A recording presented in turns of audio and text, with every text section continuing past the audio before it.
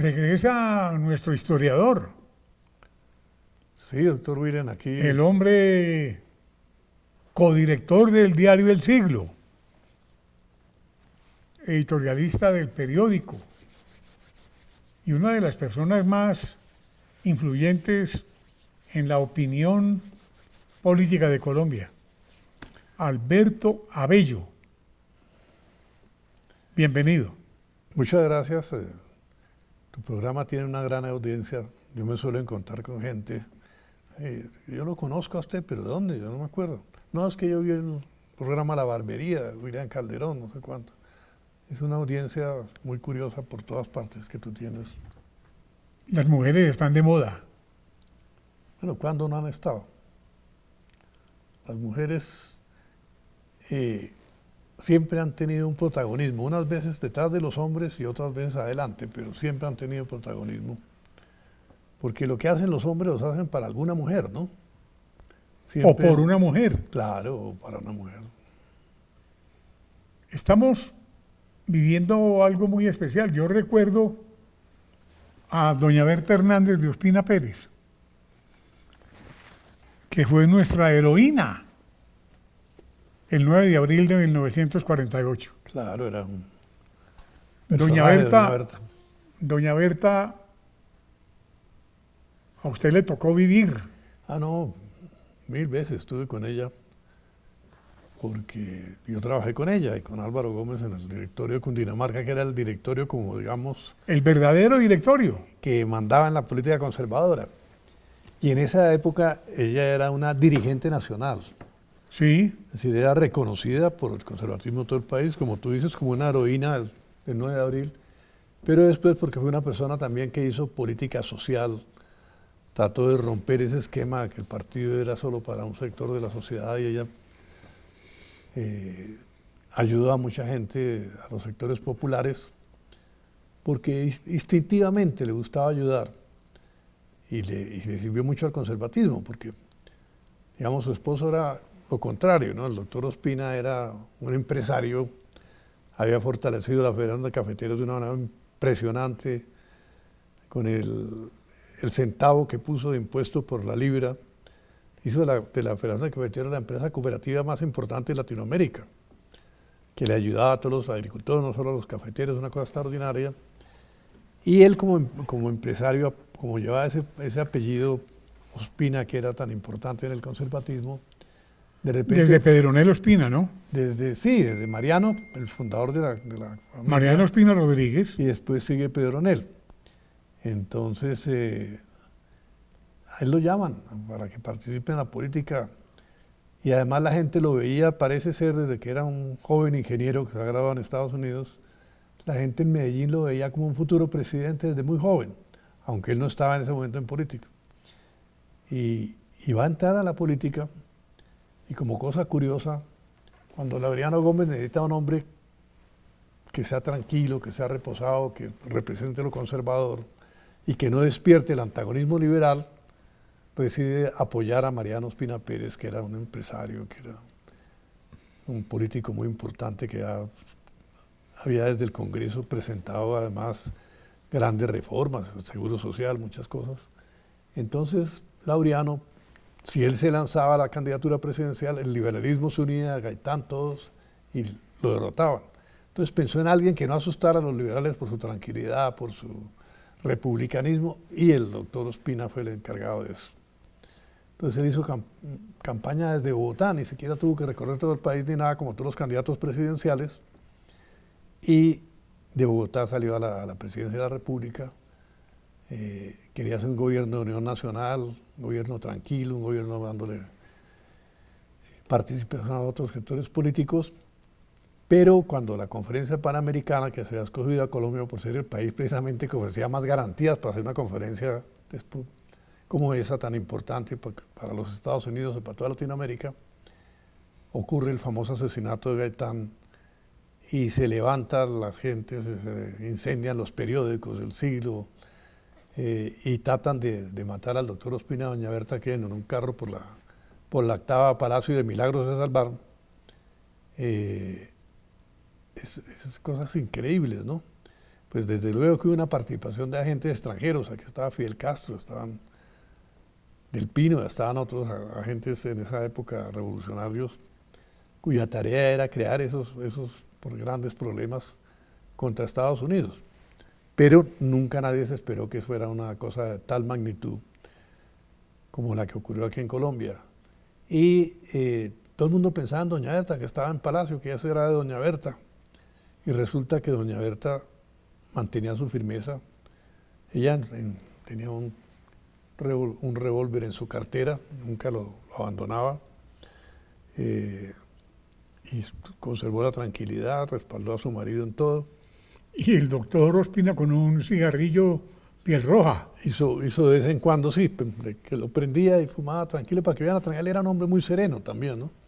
Entonces lo podía hacer, porque una persona nerviosa que trate de hacer eso, pues el cigarrillo se le cae. Él era realmente un hombre frío, era un hombre de Estado que pensaba las cosas muy bien. Y no se le caía la pavesa.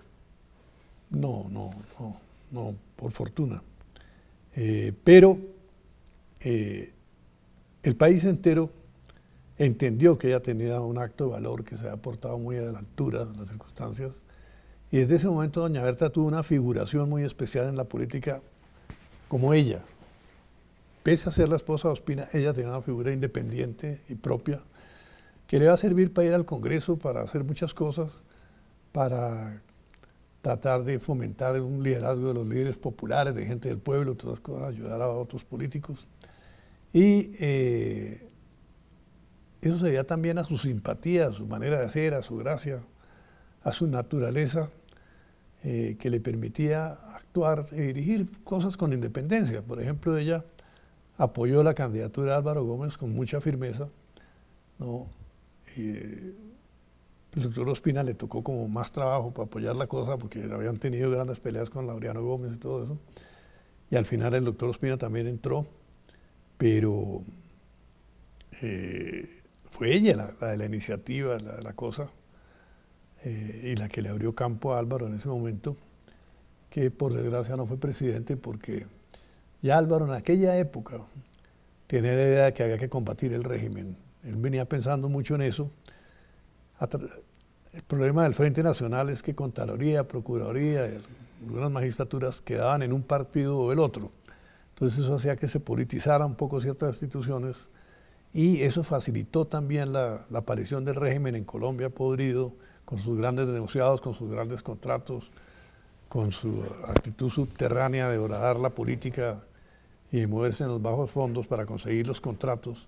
Entonces él decía que hay que combatir eso, ¿no? Esa pelea la llevó al final, en la época del gobierno de Ernesto Samper, donde ya cuando llegó de Europa, me acuerdo que nos vimos, yo había dado la clase de él en la Universidad Sergio Arboleda cuando no estaba, yo la daba, y me había encomendado algunas tareas.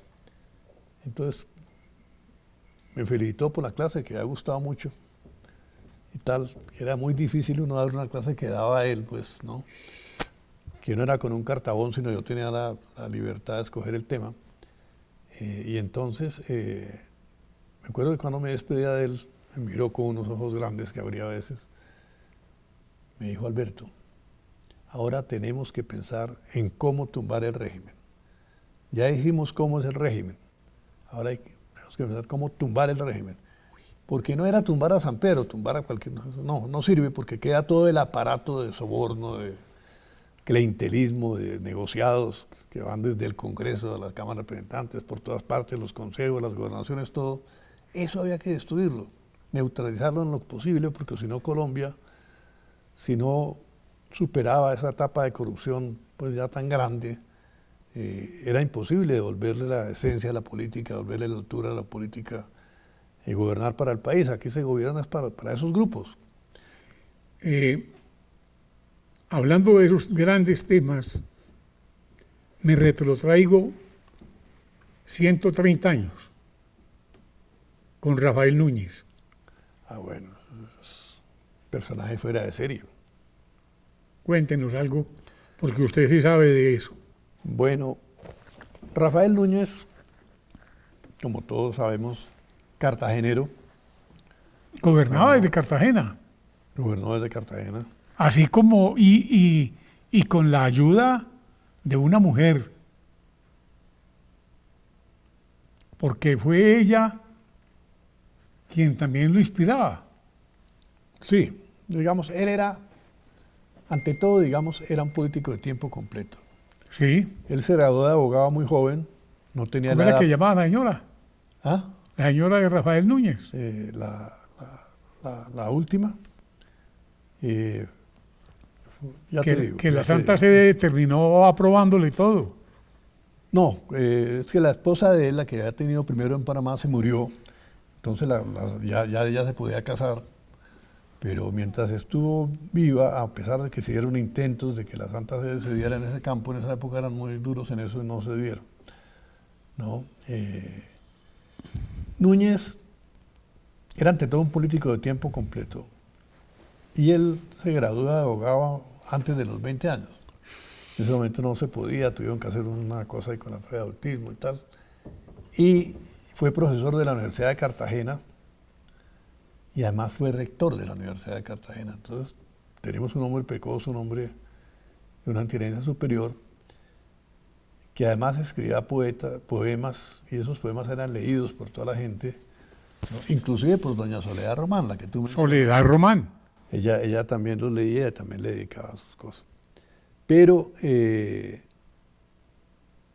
no es que hubiera tenido tantas mujeres ni que fuera un enamorado permanente como algunos piensan, sino que como hacía poemas, esos poemas los conocía a todas las personas Y muchas mujeres se y aprovechaban de ellos. los recitaban porque el país había tertulias, no había televisión, no había esas cosas que hay ahora, el móvil ni nada. Entonces la gente se reunía en tertulias y recitaban poesías, inclusive en la noche en Bogotá, desde la época de la colonia, Antonio Nariño y todo eso, había tertulias muy agradables con chocolate santafereño, que no eran de trago, sino de literatura, de poesía. Entonces Muñoz era conocido por todo el mundo porque él ahí plasmaba su pensamiento, sus sentimientos, sus ideas, sus tesis, sus cosas, y sus amores y desventuras, que las tuvo también en materia amorosa. Por ejemplo, se enamoró de una muchacha y tuvo problemas con ella y con la familia, se tuvo que ir de Cartagena, y es cuando va a parar a Panamá. Cartagena y Panamá tenían mucho vínculo. En aquella época era en barco la cosa, pero inclusive las enfermedades que eran en Cartagena daban en Panamá también, pues estaban muy vinculados. No, entonces él se va allá y allá conoce a Dolores Gallego, que es pariente de uno de los hombres más importantes de la política panameña, y se va a enamorar de ella. Él va a ser juez en un pueblito pequeñito, para aquella época era pequeño, llamada Chiriquí. Entonces ahí actúa de juez, pero es un personaje, porque ser un abogado, ser un juez y tal, así fuera en un sitio pequeño, se le da cierta notoriedad. Entonces va a conocer a los grandes personajes de Panamá y ellos le van a colaborar, le van a ayudar. Se entienden divinamente porque hablan el mismo idioma, ambos son costeños, ambos son gente... Pero viene la gran reforma de él. Pero eso ya después, mucho después, porque él primero va a estar con el liberalismo y con el radicalismo. Primero es militante liberal, radical, pero lo curioso es que él se va decepcionando de las tesis de ellos, y en la medida que ellos se extreman, y sobre todo que surge una serie de generales, en ambos partidos lo sabía, ¿no? De generales que son dirigentes de dos partidos y que son muy radicales, que se van a la guerra civil para defender sus tesis y sus cosas. Él no comparte eso, a pesar de que participó en una guerra, le tocó participar muy jovencito, donde casualmente estaba en el bando opuesto al de su padre sí era militar. Entonces a él le entristeció siempre que había tenido que luchar contra su propio padre.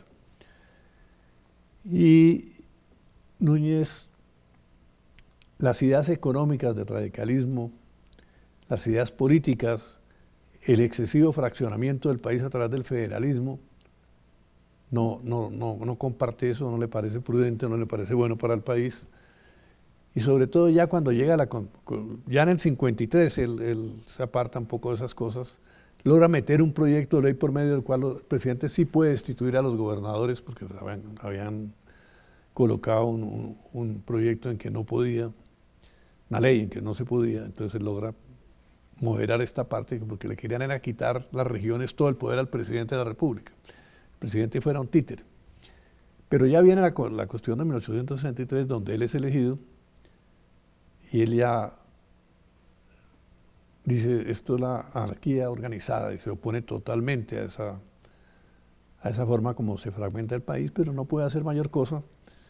Entonces se consigue un puesto en el exterior, un puesto diplomático, y va a Estados Unidos, se va con una dama muy bonita, una dama muy agradable, una señora Dolores Gallego, que lo va a acompañar en esos viajes, lo va a acompañar por 17 años. Entonces, ese es uno de sus amores. Ella era viuda de un general Rodríguez, tenía un dinero que había heredado, después se va a casar con un inglés. De todas maneras, con Núñez fueron 17 años intensos de amores, ¿no? Parecer ella era una mujer apasionada, muy bonita. Y con ella se va a Europa y está por allá. Y se dedica a escribir artículos que envía a Colombia y envía a toda Sudamérica sobre la política, sobre el Estado, sobre la economía, sobre la sociedad. Son artículos, cada artículo pues es muy valioso, muy importante, y es leído por la gente de mayor cultura de Latinoamérica y más inquieta intelectualmente. Entonces la figura de Núñez en la distancia como que se crece. Y además, a él lo habían alejado del país porque temían que se metiera a ser candidato presidencial, entonces los radicales lo habían alejado. Además porque desconfiaban de él. Entonces, él ya había ocupado algunos cargos, había sido secretario de Obando, las secretarías eran muy importantes en esa época, había sido director de Tesoro, de Mosquera. Dicen que le tocó que él fue el de los bienes de manos muertas, y es falso. Eso se aprueba en el 61 y él ingresa a ese cargo un año después, así que no pudo ser, ¿no? Y después va a ser ministro otra vez. Uno de los cuentos que hay es que para que lo nombrara Mosquera, él estaba refugiado en donde Gregoria del Aro, que entiendo que en esa época estaba casada con el inglés, o vivía con el inglés, y él se refugia en esa casa, y ella hacía recepciones ahí, literarias y políticas. Entonces en una invita al presidente, que es Mosquera, porque es amigo de él, y seguramente ella le cuenta que Núñez está ahí. Estaba enemistado con el gobierno, estaba refugiado. Entonces Mosquera habla con él y va a terminar llevándoselo al gobierno, con ese cargo menor, que era director de Tesoro, pero después lo va a ser ministro. Y hay unos escritos muy buenos de Núñez sobre la manera de hacer de Mosquera, ¿no? Y también de cómo era Obando, a los que aparentemente él en cierta forma manejaba, ¿no? Porque era demasiado inteligente. Pero finalmente Núñez se va distanciando de radicales y de sus pugnas y del federalismo que no le conviene al Estado, y además tiene una gran discrepancia con el manejo de la economía, que es uno de los fuertes de la economía. En la época radical había más de 90 bancos privados acá, no había banco de Estado, no había banco nacional, y estos bancos inclusive emitían billetes, moneda propia. Entonces ellos manejaban las platas del Estado, los dineros se depositaban ahí. Y a él le parecía que no puede hacer, tenemos que tener un Estado organizado, un Estado que manejara sus propios fondos, un Estado que emitiera. Ya en Cartagena había emitido una vez billetes, duró un poco de tiempo el ensayo, pero va a insistir ya cuando llega a la presidencia en que se haga una reforma económica que permita que el Estado pueda manejar sus fondos, pueda tener billetes y pueda manejar la economía. Eso va a tener un pacto, que es el pacto de los 12 millones, que era lo que en esa época se consideraba que se tributaba, no se podía emitir más que eso. Él ha aprendido de la violencia, él ha aprendido de las guerras que no conducen a nada, las guerras intestinas. Entonces él quiere que el país armonice sus políticas y entre en un periodo de orden fecundo, de progreso. Y para eso va a encontrar un personaje que es extraordinario, que es nada menos que Carlos Holguín, que era un político casado con una señora Ibáñez, una bueno, con una descendiente, las Ibáñez, que es una hermana Sí. de Miguel Antonio Caro. Sí, Entonces Carlos Holguín, que era el jefe del Partido Conservador, en uno de los viajes de Núñez les va a dar órdenes de que lo sigan, aunque en algunos momentos parezca que no está con el conservatismo, porque a la larga él siempre va a estar. Entonces poco a poco se van mirando asperezas y Caro y otros eran un poco resistentes a Núñez porque decían que no era suficientemente creyente en materia religiosa. Entonces una vez que escriben un artículo diciendo eso, Núñez lo refuta y defiende algunos aspectos de las relaciones con la Iglesia Católica, entonces tumba ese obstáculo y finalmente va a lograr una gran unión con el conservatismo, pero él fue 4 veces presidente. En 2 de ellas fue otro prisionero más del radicalismo y del sistema y no pudo hacer nada. Pues tomó algunas medidas, pero fue un buen una gobierno. constitución grande, estable. Pero eso es después cuando él ya dice, no, hay que organizar el país de otra manera. Entonces se lanza en una gran campaña que se va a llamar la campaña de la regeneración. Regeneración, ¿Qué es la o regeneración? catástrofe. Sí, regeneración. Es un artículo que él escribe, pero la campaña se llama regeneración. ¿Por qué? Porque él dice que también había mucho latrocinio, había el manejo inescrupuloso de los fondos del Estado. Y él fue una persona que siempre se distinguió porque la limpieza con que manejaba la cosa pública. Le pueden decir de todo, pero jamás de que se robaba un peso. Entonces él quiere que haya una gente limpia, que sea la que maneje la política y se destaque. Y hay que organizar el país de nuevo. Entonces él, con todos los viajes que había hecho por Europa, especialmente en Inglaterra, el modelo inglés le había entusiasmado muchísimo en el aspecto del manejo parlamentario, del manejo de la ley, de la autoridad, y él quiere que el imperio de la ley se restablezca en Colombia, y para eso convoca para una constituyente, pero antes tiene que derrotar pues a muchos de los enemigos, hay varias guerras civiles, muchas cosas, pero Miguel Antonio Caro ya se va apoyado por Carlos Holguín, apoyado por el mismo Núñez, pues va a ser el que va a manejar ya el momento a los delegatorios que se convocan para que hagan esa constitución, pero todo se va a hacer a través de la idea, del pensamiento de Rafael Núñez, que lo tenía muy claro, de cómo va a ser. Antes de eso, en su 4ª presidencia se creyó que Núñez, inclusive se regó la noticia en Bogotá que Núñez posiblemente había muerto, porque estuvo enfermo y se fue de Cartagena a Curazao, que lo curaran, tenía unos problemas de algún sistema nervioso, algunas irregularidades en su salud, y dejó a Ezequiel Hurtado, que intentó dar una especie de golpe, de quedarse con el poder, pero no pudo. ¿A quién? A Ezequiel Hurtado. Bueno. Entonces después ya Núñez regresa, como tú decías al principio de este programa, con doña Soledad Román, y doña Soledad Román le va a ayudar muchísimo porque... Ella fue fundamental. Pues es muy importante porque ella le colabora en todas las cosas y como Núñez no podía reunirse a toda hora con los conspiradores, había tumbado una pared del palacio y le habían comprado la casa de al lado y ahí se reunían los conspiradores y él va logrando que el Partido Conservador, ya una vez había sido representante de la Cámara por ese partido, lo siga. Y entonces se forman unas fuerzas poderosísimas para poder instaurar un gobierno de plena autoridad y cambiar la historia del país. Y además un poema de él se convierte en el himno nacional. Oh, gloria marcesible, jugo inmortal, sus colores, el bien germina ya. El que quiere ahora cambiar de Petro. El escudo creo que es lo que dijo. Y también el himno nacional. Sí, él como que quiere cambiar todo, pues tiene que irse para una isla y a vivir Es que allá más bien. Vimos un escudo que publicó la Linterna Azul, espectacular. Se lo voy a hacer llegar. Como el tiempo apremia, la segunda parte de esta gran exposición, y usted tiene que irse a que lo condecoren ahora en la escuela militar, porque yo sé que a usted lo están esperando para la reunión los bolivarianos. Me excusa también, y lo felicito por esta bella exposición. No, te agradezco muchísimo.